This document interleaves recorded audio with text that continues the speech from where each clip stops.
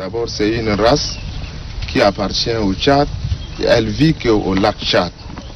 On l'appelait la race Kouri, la race Boudouma, la race le bœuf du lac Tchad, parce que selon les recherches, ils ont localisé seulement au lac. Le premier détenteur, c'est l'ethnie Kouri qui le détentait. Donc, ils ont donné le nom Kouri à cet animal.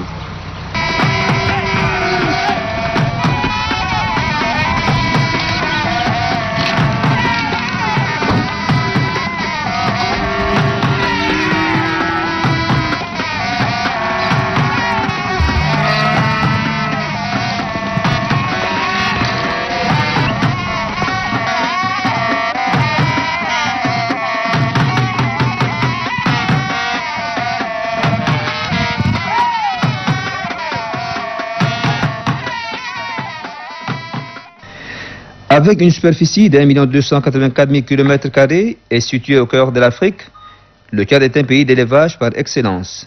Sa population se livre essentiellement à l'élevage des bovins, d'ovins, des caprins et des camélins. Estimés à plusieurs millions de têtes, les bœufs du Tchad sont exportés par milliers vers les pays voisins et contribuent grandement à l'économie nationale. Les zébus, arabes, bororo et kouri évoluent aisément dans tous les pays. Atypiques, les bœufs Kouri du lac Tchad se caractérisent par leurs grosses cornes et leurs gabarits imposants. Force est malheureusement de constater que depuis la sécheresse des années 1970, la race Kouri ou taurin est en voie d'extinction du fait d'un métissage prononcé. Conscient de cette situation, l'État tchadien s'est engagé à sauvegarder cette race. La mission de préservation de la race Kouri est confiée au projet de développement rural de la préfecture du lac. Financé par la Banque africaine de développement BAD, le projet de développement rural de la préfecture du lac a plusieurs composantes, dont celui chargé de promouvoir l'élevage. Cette composante dispose depuis 2003 d'un centre dénommé Centre de sauvegarde de la race Kouri. Situé à 14 km de la ville de Bol, chef-lieu de la région du lac, le dit centre se fixe globalement comme objectif la production de bœufs de race pure, connus pour leur aptitude laitière et bouchère. C'est un animal haut sur pattes d'abord. Elle pèse à peu près 700 kg chez le mâle et 300-400 kg chez les femelles. Elle produit 10 litres en milieu naturel. Donc c'est important par rapport aux autres races qui vivaient au Tchad. D'abord, c'est une race qu'on ne trouve pas ailleurs. C'est cette ressource génétique, il faut les préserver au lieu de les laisser par métissage, se dissoudre, se perdre. Après la construction de ce centre, le projet a procédé à l'achat de 181 têtes auprès des éleveurs Kouri. Ces animaux sont sélectionnés et répartis dans deux enclos. L'un renferme le troupeau noyau et l'autre les troupeaux secondaires. Les bœufs de race pure ou ceux qui s'y apparentent fortement sont logés dans l'enclos noyau. L'enclos secondaire accueille les bœufs dont les traits ne sont pas assez visibles. Depuis la création du centre de sauvegarde de la race Kouri, les bœufs et vaches se sont multipliés et leur nombre est aujourd'hui de 257 têtes. 128 sont dans l'enclos noyau et 129 dans l'enclos secondaire. Le centre de sauvegarde de la race Kouri abrite des génisses, des vaches, des veaux, des tourillons et des taureaux. Ici, nous sommes dans l'enclos réservé aux troupeaux noyaux. C'est l'un des géniteurs. On a pris au hasard. Il porte le numéro 415. Donc, il est né le 7 février 2005. Lorsqu'il est né, il a 28 kilos lors de sa naissance. Donc, on a pris 2005, aujourd'hui 2010, il a à peu près au moins de 5 ans. Il s'est bagarré avec le taureau, avec le mâle. Il s'est bagarré parce qu'il a déjà 5 ans, parce qu'il veut se rivaliser avec le taureau 143 qui est là. Donc il l'a blessé parce que il faut être... Pour être dominant, il faut se bagarrer avec le taureau pour prendre le dessus. 427, lui, il est du père du taureau 158. Je crois lui aussi, ce taureau n'est pas là. Il est né le 23e mois 2005. Lorsqu'il est né, il a 23 kilos. Donc, il a à peu près moins de 5 ans. Donc, celui-là, on a envoyé tous ces animaux aujourd'hui qui sont nés depuis 2005. Leur lot, on a prélevé le sang, on a envoyé au Kenya pour faire les analyses de l'ADN pour savoir à quel degré ils ont pourcentage des obus. Donc, les analyses ont confirmé que ce sont des taurins. Ils ont un pourcentage élevé de couris. C'est pour la raison qu'ils sont là. 431, lui, elle est née en 2005, avril 2005. Lorsqu'elle est née, elle a 25 kilos. 25 kilos, maintenant elle est gestante. Elle a mis bas aussi. Donc, elle a 5 ans. Elle a déjà, chez nous, quand une jeunisse là, il faut au 3e année, elle doit être obligatoirement saillie. 3 ans, 4 ans. Donc, elle est née en 2005. Elle a déjà mis une fois. Maintenant, elle est déjà saillie. Elle tend vers le 2e.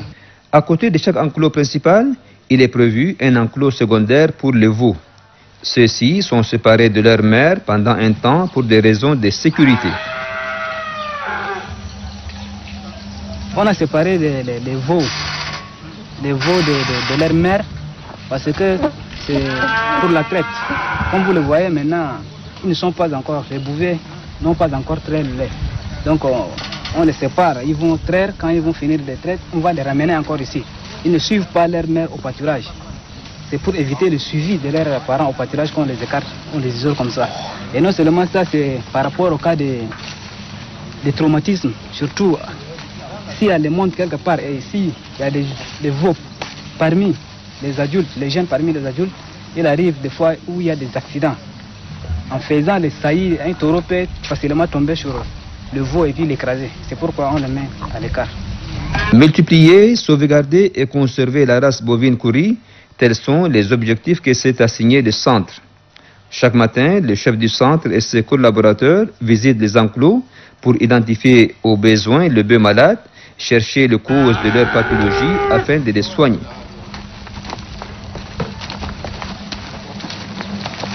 Chaque matin, on descend au centre, on fait une visite générale. Après la visite générale, on constate tel animal, pourquoi son état n'est pas bon. Donc on le diagnostique.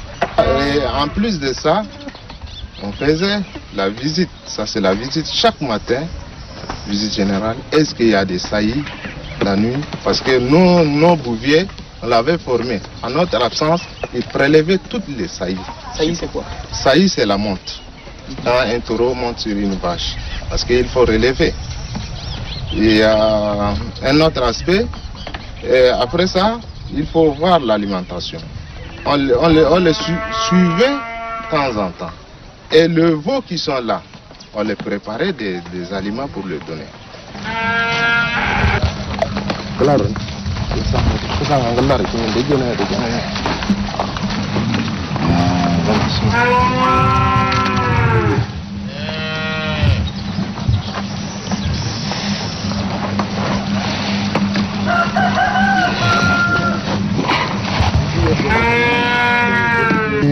Tu reprends le Veriben parce que la première diagnostic qu'on a fait c'était des trypanosomes. Donc première dose ça n'a pas réussi, il faut reprendre cette dose là, puis en accompagnant par les vitamines pour reprendre l'animal.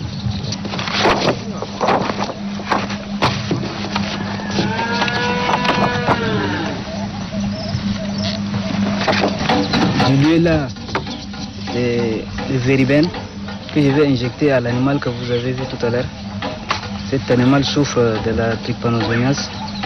Le point d'injection le mieux indiqué, c'est l'encolure. Donc, ici.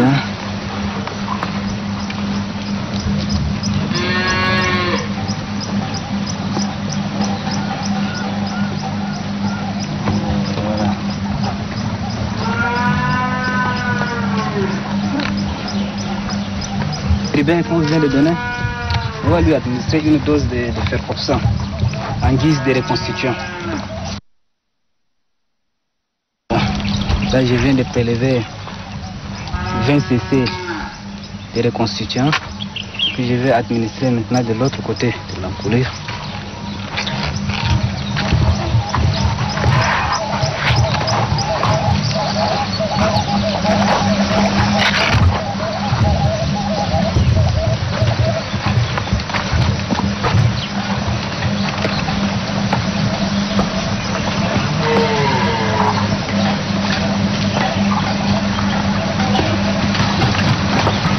Voilà, pour le reconstituant, nous allons reprendre le traitement. Ça va être consécutif pendant 3 jours. Pour le verrivin, nous allons patienter, répéter dans 2 ou 3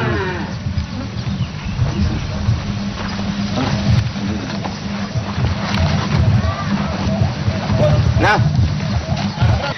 Le bœuf kouri est un animal qui s'adapte au climat du lac Tchad et qui résiste aux insectes. Ses traits distinctifs sont la blancheur de la peau et l'abondante qualité de lait qu'il produit.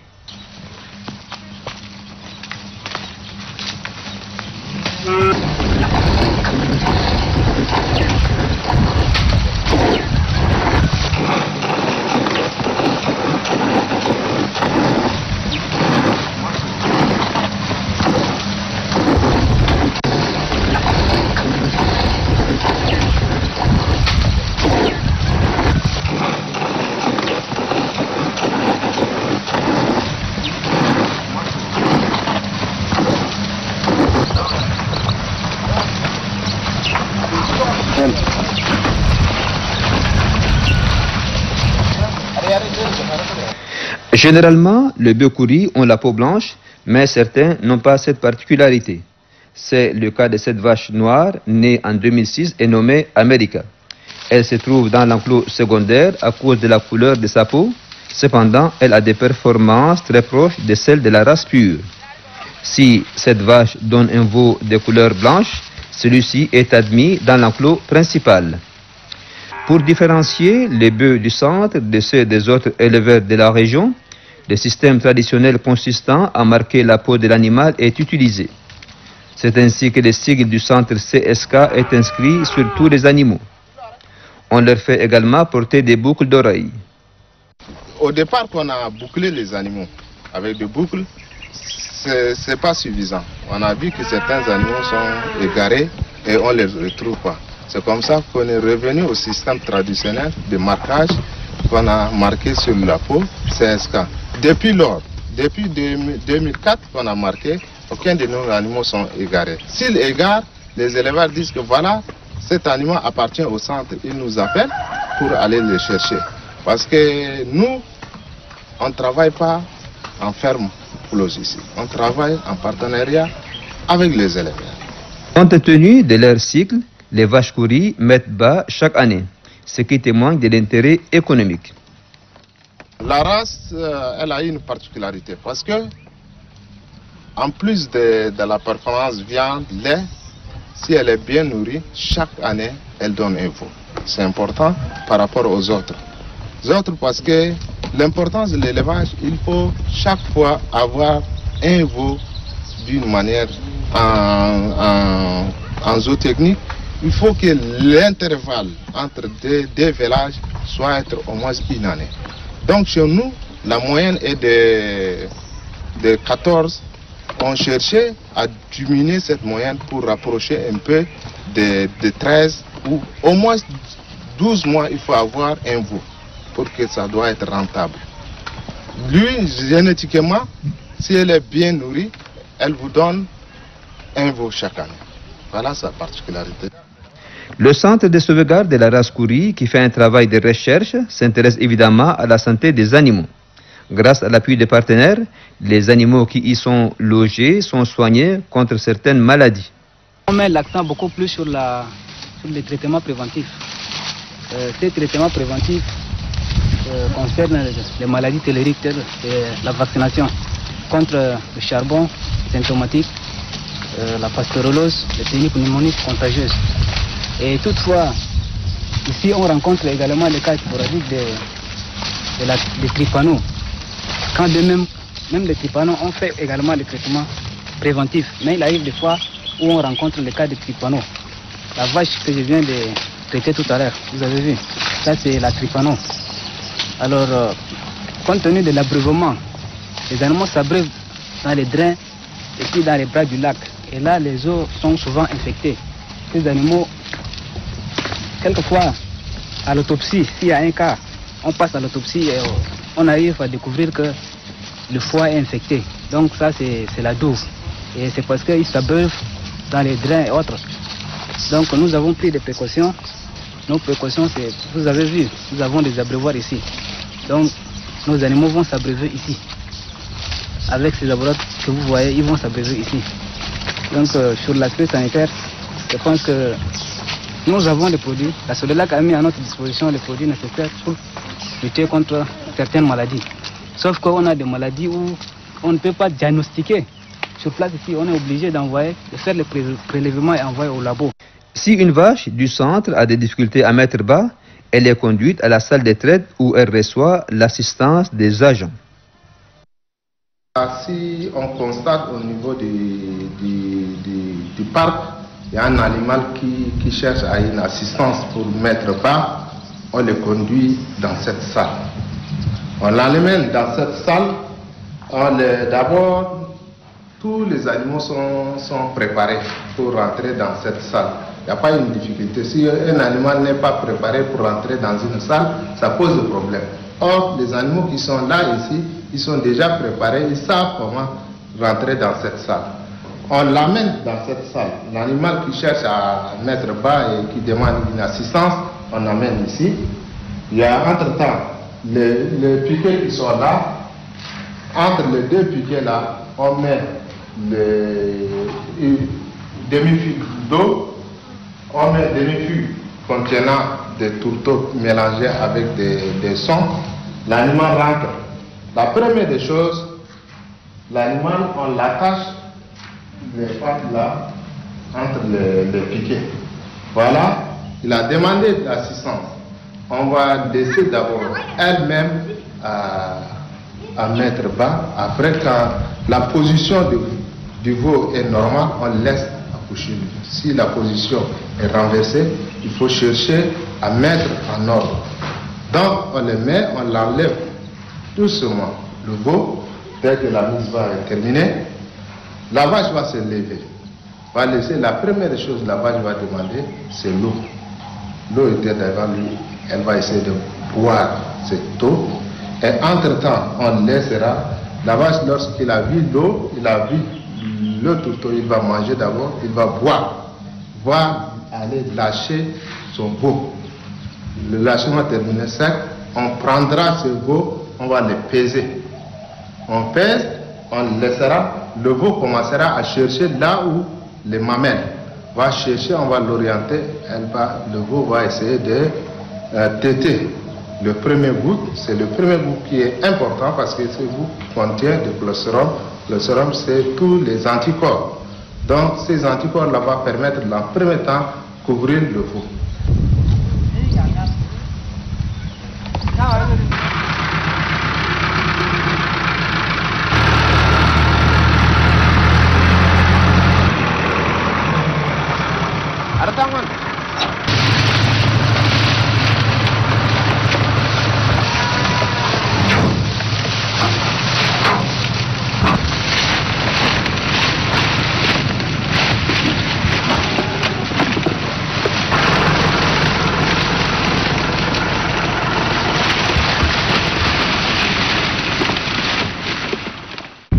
Chaque jour, après la visite matinale, les animaux du centre reçoivent de la nourriture avant d'aller en pâturage dans les polders du lac Tchad.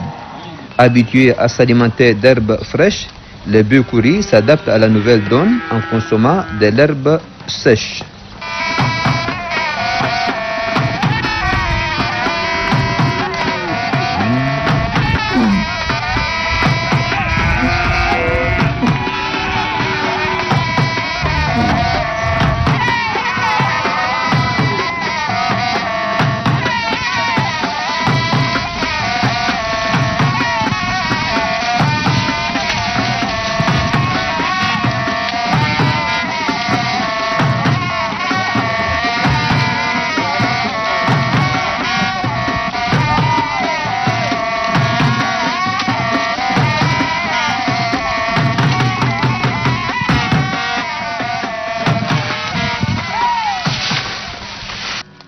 Les activités du centre reposent essentiellement sur les bouviers. Ces jeunes qui passent la majeure partie de leur temps au centre connaissent mieux les animaux que quiconque. Depuis mars 2008, des projets de développement de la préfecture du lac a rétrocédé le centre à la société de développement du lac Sodelac. C'est à elle qu'incombe depuis lors la mission de sauvegarde de la race bovine Kouri, une race unique en son genre dans le monde. Peau généralement blanche, longue queue, grand gabarit, forte capacité de résistance aux piqûres d'insectes, production laitière et bouchère exceptionnelle, le bœuf Kouri mérite d'être préservé. Sa disparition constituerait un coup dur non seulement pour les États riverains du lac Tchad, mais également pour l'humanité tout entière, car au-delà de l'intérêt scientifique qu'il suscite, le bœuf Kouri représente un patrimoine mondial.